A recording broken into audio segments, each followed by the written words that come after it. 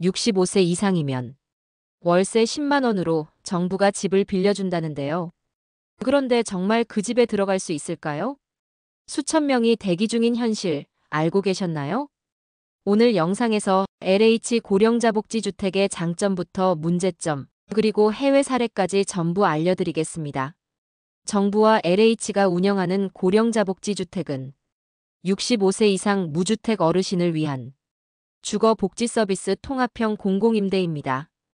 단순한 집이 아니라 안전 손잡이, 응급 호출기, 무단차 구조로 노년기 안전을 고려한 설계가 특징입니다. 또한 일부 단지에는 식사 제공, 물리치료실, 복지 상담실 등 일상 돌봄 기능이 함께 운영되고 있습니다. 2024년까지 누적 약 3천 가구가 공급됐고 2027년까지는 매년 1,000가구씩 추가로 공급될 예정입니다. 이 주택의 가장 큰 장점은 무엇보다도 저렴한 비용입니다. 보증금은 수백만 원대, 월세는 시세의 30에서 40% 수준으로 월 10만 원 전후로 거주 가능합니다. 또한 계약갱신의 횟수 제한이 없어 자격만 유지되면 사실상 평생주택으로 살 수 있죠.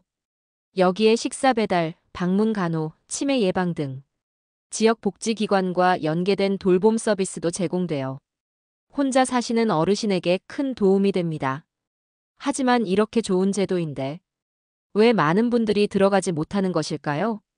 첫 번째 문제는 수요 대비 물량 부족입니다. 2025년 기준 공급된 고령자 복지주택은 전국 누적으로 약 4천 가구 남짓. 하지만 고령 인구는 1,000만 명을 향해 가고 있고 대기자는 수십만 명에 이릅니다. 두 번째 문제는 지역 편중입니다. 수도권과 대도시 중심으로 집중되어 있고 정작 농촌, 도심 외곽엔 공급이 부족합니다. 세 번째, 복지 인프라 격차입니다. 어떤 단지는 공동식당, 간호실 등 훌륭한데 어떤 곳은 이름만 복지주택일 뿐 사실상 일반 임대주택과 다르지 않습니다. 또한 입주 자격이 복잡하고 불명확합니다.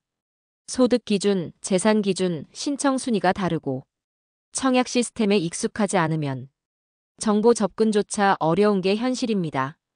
그리고 마지막으로 가난한 노인을 위한 집이라는 사회적 낙인도 일부 어르신들의 심리적 장벽으로 작용하고 있습니다. 해외는 어떨까요? 먼저 일본은 민간과 정부가 협력해 고령자 전용 임대주택을 운영합니다. 혼자 살아도 1인실이 보장되고 민간이 운영하는 다양한 옵션이 있어 고령자도 자신의 주거 방식을 선택할 수 있습니다. 덴마크는 공동체형 고령자 주택이 많습니다. 입주자들이 함께 식사하고 여가 활동을 나누며 노년기의 사회적 고립을 최소화하는 설계가 돋보입니다. 독일은 간호사와 복지사가 시니어 주택에 상주해 주거, 돌봄, 요양을 통합적으로 제공합니다. 노인이 병원이나 요양시설로 분리되지 않도록 삶의 공간을 중심에 둔 복지 체계를 갖추고 있습니다. 그리고 제가 실제로 경험한 캐나다도 주목할 만한 사례입니다. 캐나다 브리티시 컬럼비아주 빅토리아를 방문했을 때 길을 걷다 보면 55플러스라는 숫자가 붙은 건물이 자연스럽게 자리 잡고 있었습니다. 이 건물들은 모두 시니어 전용 주택이었지만 별도로 격리된 느낌이 전혀 없었습니다. 오히려 일반 아파트, 상가와 어우러져 시니어만의 생활권이 아닌 삶의 연속선상처럼 느껴졌습니다. 밖에 붙은 숫자도 제한이 아닌 권리처럼 보였고요. 캐나다는 시니어 주택을 도와주는 공간이 아니라 라이프 스타일에 맞춘 선택지로 인식합니다. 그래서 시니어 전용 건물에도 사회적 낙인이나 위축이 없습니다. 이처럼 해외는 고령자 주거 문제를 복지나 보호가 아닌 삶의 질과 권리의 문제로 접근하고 있습니다. 반면 한국은 아직까지 공공임대에만 의존하고 민간 참여나 지역사회 연계는 부족한 실정입니다. 실제 한 어르신의 사례를 보겠습니다.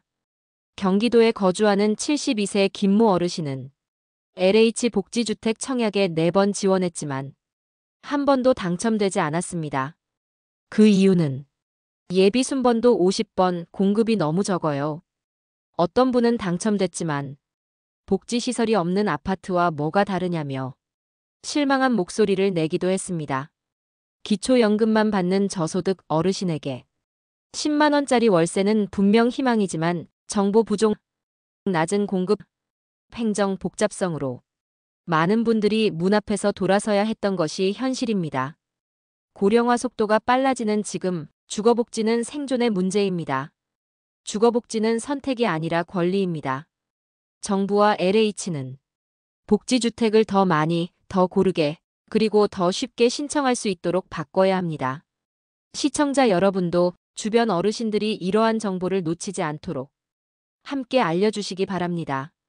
복지숲 TV는 앞으로도 어르신을 위한 복지 정책을 쉽고 정확하게 전해드리겠습니다.